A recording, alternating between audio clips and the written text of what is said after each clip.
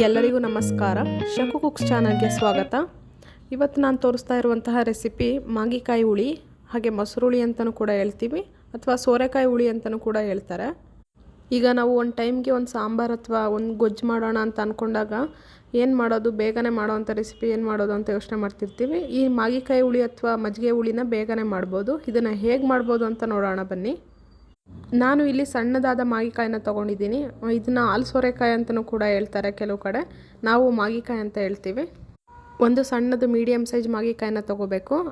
ಅದ್ರ ಜೊತೆಗೆ 1 ಕಪ್ ಗಟ್ಟಿ ಮೊಸರನ್ನ ತಗೊಳ್ಳಿ. ನಂತರ ಧನಿಯಾ ಪುಡಿ, ಖಾರದ ಪುಡಿ, ರುಚಿಗೆ ತಕ್ಕಷ್ಟು ಉಪ್ಪು, ಒಗ್ಗರಣೆಗೆ ಎಣ್ಣೆ, ಸಾಸಿವೆ, 2 ಬೆಳ್ಳುಳ್ಳಿನ ಸೋಸ್ಕೊಂಡು ಇಟ್ಕೊಂಡಿದ್ದೀನಿ, 2 ಕಡ್ಡಿ ಕರಿಬೇವು. ಈ ಪ್ಲೇಟ್ ಮೇಲಿರೋ ಅಂಥದ್ದೆಲ್ಲ ರುಬ್ಕೊಳ್ಳೋಕ್ಕೆ ಬಳಸ್ತಿದ್ದೀನಿ.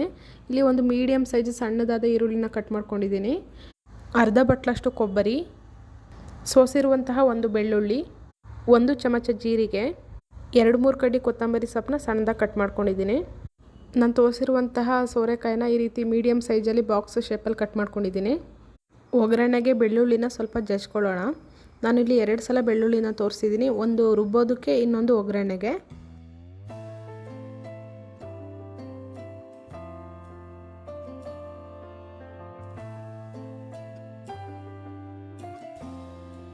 ಈಗ ಒಂದು ಮಿಕ್ಸರ್ ಗ್ರೈಂಡರ್ಗೆ ತುರಿದಿರುವಂತಹ ಕಾಯಿ, ಈರುಳ್ಳಿ, ಜೀರಿಗೆ, ಬೆಳ್ಳುಳ್ಳಿ ಹಾಗೂ ಕೊತ್ತಂಬರಿ ಸೊಪ್ಪನ್ನ ಸೇರಿಸ್ಕೊಳ್ಳೋಣ. ರುಬ್ಬೋದಕ್ಕೆ ಸ್ವಲ್ಪ ನೀರನ್ನು ಸೇರಿಸ್ಕೊಳ್ಳೋಣ. ನಾನು ಅದೇ ಪ್ಲೇಟ್ಗೆ ಹಾಕ್ಕೊಳ್ತಾ ಇದ್ದೀನಿ, ಯಾಕಂದರೆ ಕಾಯೆಲ್ಲ ಸ್ವಲ್ಪ ಅಂಟ್ಕೊಂಡಿತ್ತಲ್ಲ, ಹಾಗಾಗಿ ಹಂಗೆ ನೀರು ಹಾಕ್ಕೊಳ್ತಾ ಇದ್ದೀನಿ. ಸ್ವಲ್ಪನೇ ನೀರು ಸೇರಿಸ್ಕೊಳ್ಳಿ. ಖಾರದ ಪುಡಿನ ನಾನು ಇಲ್ಲಿ 3 ಟೇಬಲ್ ಸ್ಪೂನ್ ಅಷ್ಟು ಹಾಕ್ಕೊಳ್ತಾ ಇದ್ದೀನಿ. ನೀವು ಖಾರನ ನೋಡಿ ಹಾಕ್ಕೊಳ್ಳಿ. ಧನಿಯಾ ಪುಡಿ 4 ಟೇಬಲ್ ಸ್ಪೂನ್. ಇನ್ನೊಂದು ಸ್ವಲ್ಪ ನೀರನ್ನು ಸೇರಿಸ್ಕೊಂಡು ಈಗ ರುಬ್ಕೊಂಬರೋಣ. ನೋಡಿ, ಈ ರೀತಿ ಸಣ್ಣದಾಗಿ ರುಬ್ಕೋಬೇಕು. ಕಾಯಿ ಎಲ್ಲ ಸಣ್ಣ ಆಗಿರಬೇಕು, ತರಿ ಆಗಿರಬಾರ್ದು. ಈಗ ಕಾದಿರುವಂತಹ ಕುಕ್ಕರ್ಗೆ 2 ಟೇಬಲ್ ಸ್ಪೂನ್ ಅಷ್ಟು ಎಣ್ಣೆನ ಹಾಕ್ಕೊಳ್ಳೋಣ.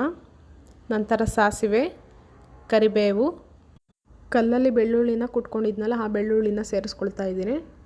ಹಾಗೆ ಸ್ವಲ್ಪ ಸಾಸಿವೆ, ಕರಿಬೇವು, ಬೆಳ್ಳುಳ್ಳಿನ ಫ್ರೈ ಮಾಡ್ಕೊಳ್ಳೋಣ. ನಾನು ನಿಮಗೆ ಮಾಗಿಕಾಯಿನ ಕಟ್ ಮಾಡ್ಕೊಂಡಿರೋ ತೋರಿಸಿದ್ದೆ, ಅದನ್ನು ಈಗ ಒಂದು ಪಾತ್ರೆಗೆ ಹಾಕ್ಕೊಂಡು ನೀಟಾಗಿ ತೊಳೆದು ಈಗ ಸೇರಿಸ್ಕೊಳ್ತಾ ಇದ್ದೀನಿ. ಈಗ ಮಾಗಿಕಾಯಿನ ನೀಟಾಗಿ ಮಿಕ್ಸ್ ಮಾಡ್ಕೊಳ್ಳೋಣ.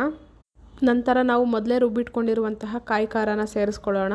ಈ ಖಾರನೆಲ್ಲ ನೀಟಾಗಿ ಬಳ್ದು ಹಾಕ್ಕೊಂಡು ನಂತರ ಅದಕ್ಕೆ ಸ್ವಲ್ಪ ನೀರನ್ನು ಸೇರಿಸ್ಕೊಂಡು ಅದನ್ನು ನೀಟಾಗಿ ಬಳ್ದು ಹಾಕ್ಕೊಳ್ತಾ ಇದ್ದೀನಿ. ನಾನು ಇಲ್ಲಿ ಇದಕ್ಕೆ ಅರ್ಧ ಲೀಟ್ರಷ್ಟು ನೀರನ್ನ ಬಳಸಿದ್ದೀನಿ. ನೀರು ಜಾಸ್ತಿ ಹಾಕ್ಕೊಂಡ್ರೆ ತೆಳ್ಳಗಾಗುತ್ತೆ ಅಂತ ನಾನು ಸ್ವಲ್ಪನೇ ನೀರನ್ನ ಬಳಸಿದ್ದೀನಿ, ಮೀಡಿಯಮಾಗಿ, ಗ್ರೇವಿ ಥರ ಒಂದು ಸ್ವಲ್ಪ ಗಟ್ಟಿಯಾಗಿರಲಿ ಅಂತ. ಯಾಕಂದರೆ ನಾವು ಆಮೇಲೆ ಮೊಸರನ್ನು ಕೂಡ ಹಾಕ್ಕೊಳ್ತೀವಿ, ಅದಕ್ಕಾಗಿ ನೀರನ್ನ ಸ್ವಲ್ಪ ಕಡಿಮೆನೇ ಹಾಕ್ಕೊಳ್ಳಿ. ಈಗ ಉಪ್ಪನ್ನ ಸೇರಿಸ್ಕೊಳ್ಳೋಣ. ನೀವು ನಿಮಗೆ ಎಷ್ಟು ಬೇಕು ರುಚಿಗೆ ತಕ್ಕಷ್ಟು ಅಷ್ಟನ್ನು ಉಪ್ಪನ್ನ ಹಾಕ್ಕೊಳ್ಳಿ. ನಾನು ಇಲ್ಲಿ ಕೈಯಲ್ಲಿ ಅಳತೆ ಮಾಡ್ಕೊಂಡು ಹಾಕ್ತಾಯಿದ್ದೀನಿ. 2 ಟೇಬಲ್ ಸ್ಪೂನ್ ಅಷ್ಟು ಅನ್ನೋ ರೀತಿಲಿ ಉಪ್ಪನ್ನ ಸೇರಿಸ್ಕೊಳ್ತಾ ಇದ್ದೀನಿ. ನೀವು ನೋಡಿ ನಿಮಗೆ ಎಷ್ಟು ಬೇಕಷ್ಟು ಹಾಕ್ಕೊಳ್ಳಿ. ನಂತರ ನೀಟಾಗಿ ಮಿಕ್ಸ್ ಮಾಡಿ ಕುಕ್ಕರ್ ಮುಚ್ಚಿ 1 ವಿಷಲ್ ಬರೆಸ್ಕೊಳ್ಳಿ. ನೋಡಿ, 1 ವಿಷಲ್ ಬರೆಸ್ಕೊಂಡಾದ್ಮೇಲೆ ಈ ಮಾಗಿಕಾಯಿನ ಒಂದು 10 ನಿಮಿಷ ಆರೋದಕ್ಕೆ ಬಿಟ್ಟಿದ್ದೆ. ಈ ಸಾಂಬಾರು ನೀಟಾಗಿ ಆರಿರಬೇಕು. ಆರಿದ್ಮೇಲೆ ಮೊಸರನ್ನ ಸೇರಿಸ್ಕೊಳ್ಳಿ. ಬಿಸಿದ್ರಲ್ಲಿ ಹಾಕಿದ್ರೆ ಮೊಸರು ಒಂದು ಸ್ವಲ್ಪ ಒಡೆದಂಗೆ ಆಗುತ್ತೆ ಅನ್ನೋದಕ್ಕೋಸ್ಕರ ಆರಿದ್ಮೇಲೆ ಸೇರಿಸ್ಕೊಳ್ಳಿ ಅಂತ ಹೇಳ್ತಾ ಇದ್ದೀನಿ. ನಾನು ಕುಕ್ಕರಲ್ಲಿ ಜಾಸ್ತಿ ಮಾಡಿದ್ದೆ, ಆದರೆ ನಿಮಗೆ ಸ್ವಲ್ಪನೇ ತೋರಿಸ್ತಾ ಇದ್ದೀನಿ. ಯಾಕಂದರೆ ನಾನು ಇಲ್ಲಿ ಒಂದು ಟೈಮ್ಗೆ ಎಷ್ಟು ಬೇಕು ಅಷ್ಟಕ್ಕೆ ಮಾತ್ರ ಸ್ವಲ್ಪನೇ ತೊಗೊಂಡು ಸ್ವಲ್ಪನೇ ಮೊಸರನ್ನ ಸೇರಿಸ್ಕೊಳ್ತಾ ಇದ್ದೀನಿ. ಇದು ಇನ್ನೊಂದು ಸ್ವಲ್ಪ ಉಳಿದಿರೋವಂಥ ಗ್ರೇವಿನ ಮಧ್ಯಾಹ್ನ ಅಥವಾ ಸಂಜೆಗೆ ಇನ್ನೊಂದು ಟೈಮ್ಗೆ ಬಳಸ್ಕೊಳ್ತೀನಿ ನಾನು. ಈ ಸಿಂಪಲ್ ಆದ ರೆಸಿಪಿನ ನೀವು ಕೂಡ ನಿಮ್ಮ ಮನೆಯಲ್ಲಿ ಟ್ರೈ ಮಾಡಿ ಹೇಗೆ ಬಂತು ಅಂತ ಹೇಳಿ. ದಯವಿಟ್ಟು ನಮ್ಮ ಚಾನಲ್ಗೆ ಸಬ್ಸ್ಕ್ರೈಬ್ ಆಗಿ. ನೀವು ಸಬ್ಸ್ಕ್ರೈಬ್ ಆಗೋದ್ರಿಂದ ಮುಂದಿನ ದಿನಗಳಲ್ಲಿ ನಮ್ಮ ಚಾನಲ್ನಲ್ಲಿ ಬರುವಂತಹ ಹೊಸ ಅಡುಗೆ ರೆಸಿಪಿಗಳನ್ನು ನೋಡಬಹುದು. ಈ ವಿಡಿಯೋ ಇಷ್ಟ ಆಗಿದ್ದರೆ ಲೈಕ್ ಮಾಡಿ ಹಾಗೂ ಶೇರ್ ಮಾಡಿ. ಧನ್ಯವಾದಗಳು.